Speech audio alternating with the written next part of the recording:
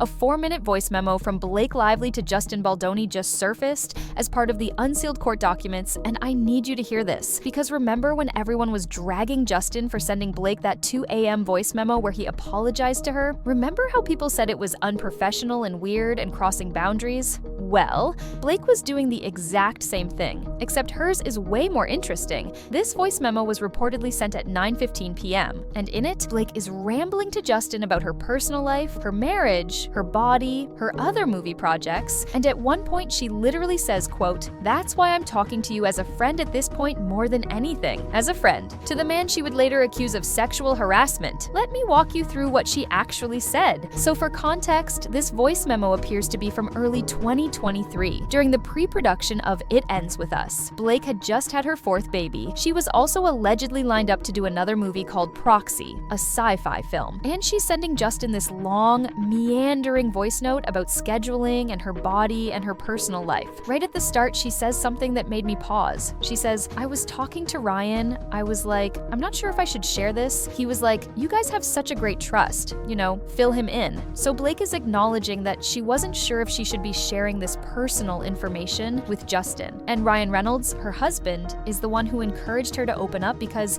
in his words, they have such a great trust. This is the same Ryan Reynolds who is now being sued alongside Blake. The same Ryan Reynolds whose rep recently said he wishes he'd been angrier about how Justin allegedly treated his wife. But back then, he was telling Blake to confide in Justin because they had a great relationship. Then Blake says something that I think is really telling. She says, "I don't talk to him like I talk to you." She's talking about the director of Proxy, another film she was supposed to work on. She's basically telling Justin that she has a special relationship with him that she doesn't have with other directors. She's putting him in this inner circle, making him feel like he's different, like he's trusted. And here's where it gets personal. Blake starts talking about wanting to be in my best shape for the movie. She mentions that Ryan and I have been stressed about spending a month apart. Now, I don't know about you, but stressed about spending a month apart from your husband when you have 4 kids and a newborn and nannies and assistants and private jets. That's a choice. But more importantly, why is she telling her director this? Why is she sharing the intimate details of her marriage stress in a voice memo to her boss? She's making it personal. She's creating a dynamic where Justin feels like they're friends, like they're confidants, like it's okay to be open with each other. And then she says it out loud. "That's why I'm talking to you as a friend at this point more than anything." As a friend. She literally calls him her friend. She's not treating him like her boss or her director. She's treating him like someone she confides in late at night about her marriage and her body and her stress. But here's the thing. While Blake is sending Justin these friendly, intimate voice memos, she's simultaneously texting other people and trashing him behind his back. We know from the unsealed court documents that around this same time, she was texting Taylor Swift calling Justin, quote, "this bitch who got out his tiny violin." She was texting Jenny Slate saying she saw something in him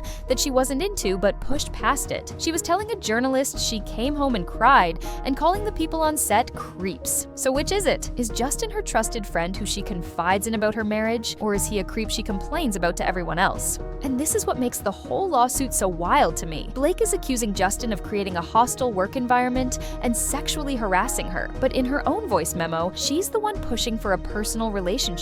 She's the one oversharing. She's the one saying, "I'm talking to you as a friend." One comment on Reddit put it perfectly. They wrote, "Blake, I don't talk to him like I talk to you. I'm asking as a friend. You're safe with me." Also Blake, "How dare you talk to me like your friend? I am your lowly employee, but also I'm your boss, but also reaffirm me about my weight." The hypocrisy is wild. And at the end of the voice memo, Blake says something that honestly just made me sad for her. She says, "So nice talking to you, not talking to you, ha ha ha ha.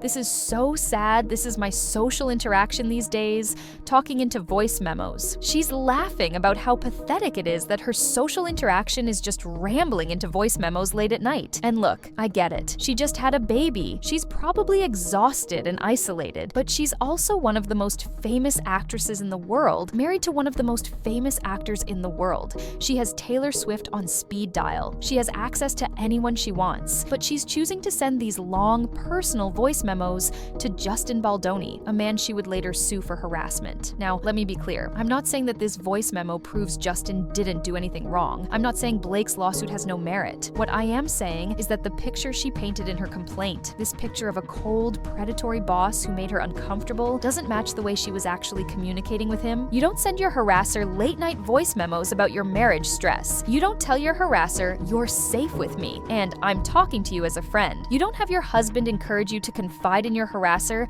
because you have such a great trust. Either Blake genuinely felt comfortable with Justin and is now reframing their entire relationship for the lawsuit, or she was manipulating him from day one, building up his trust so she could use it against him later. Neither option is a good look. And here's what really gets me. Remember Justin's 2 a.m. voice memo to Blake? The one where he apologized for his reaction to her script changes and said things like, "I f***ed up and you probably have kids all over you and a baby on your boob?" People dragged him for that. They said it was inappropriate, it was too familiar, it was crossing professional boundaries. But Blake was doing the same thing. She was sending him voice memos at night, talking about personal things, blurring the lines between professional and personal. The only difference is that when Justin did it, it was evidence of harassment. When Blake did it, it was just friendly. The double standard is insane. And I think this is why so many people have turned on Blake in this whole situation. It's not that they think Justin is perfect, it's that the evidence doesn't match the accusations. Every time something new gets unsealed, it makes Blake look worse, not better. Her own driver testified that he wanted to do a background check on Justin after one car ride